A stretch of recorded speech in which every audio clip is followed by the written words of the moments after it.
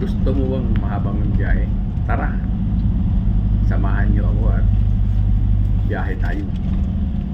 Balik na tayo ng Maynila at kailangan na natin bumalik. Vacation is already up. Kaya kailangan na natin bumalik. So, lakbay muna tayo. Ito yung mahabang biyahe, mga kaibigan, na hindi ka mapapagod dahil yung nadadaanan, napakaganda talaga ng mga views. At makikita nyo naman yung kalsada, super ganda. Talagang napakasarap dito maglakbay, mga kaibigan. Dito ka maaliw kapag dito ka pupunta. Napakaganda ng kalsada at makikita nyo naman gaano maganda yung tanawin. Habang naglalakbay tayo, mga kaibigan, ay pinagmamasta natin yung mga dinadaanan natin. Napakaganda talaga. Ilaw pa lang sa kalsada, panalo na. Ito ang kagandahan ng pinagmamalaki ng Ilocos Norte. Pabalik na tayo ng Maynila, mga kaibigan. Galing tayo sa RSMX sa Pamuto. Kaya naglalakbay na tayo. Papunta na tayo ng Maynila. Kaya ito, dadaanan natin yung magbiyahanan natin papunta dito. Pabalik na tayo, mga kaibigan.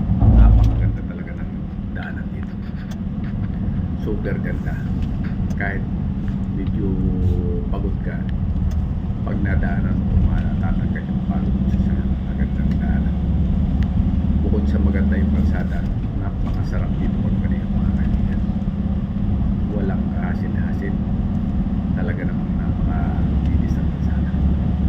So, lakbayin natin yung habaan nito. Ilocos Norte. Pabalik ng Maynila, mga kaibigan, ay siguro mga 18 hours lang ang lalakbay natin, mga kaibigan. So, habang naglalakbay tayo, siyempre, enjoy natin yung mga dinadaanan. At total pauwi na tayo, ay lubos-lubusin na natin para naman maramdaman natin na galing tayo sa bakasyon, mga kaibigan. So, habang naglalakbay tayo, ay talaga naman umaangat na siya aring medyo maaga pa naman. Kaya ito, habang naglalakbay, relax muna tayo at enjoy natin yung pagmamahal. Masarap maglakbay kapag ganito yung dadaanan, lalo hindi maraming, mga kaibigan. Nakakawala ko ng pagod kasi pagka ganito ang dadaanan. Hindi katulad nung dadaan sa mahabang traffic, magkakaproblema ka talaga. So, bukod sa pagod ka magmaneho, dito nakakapag-relax ka kapag tuloy-tuloy yung pagmaneho. So,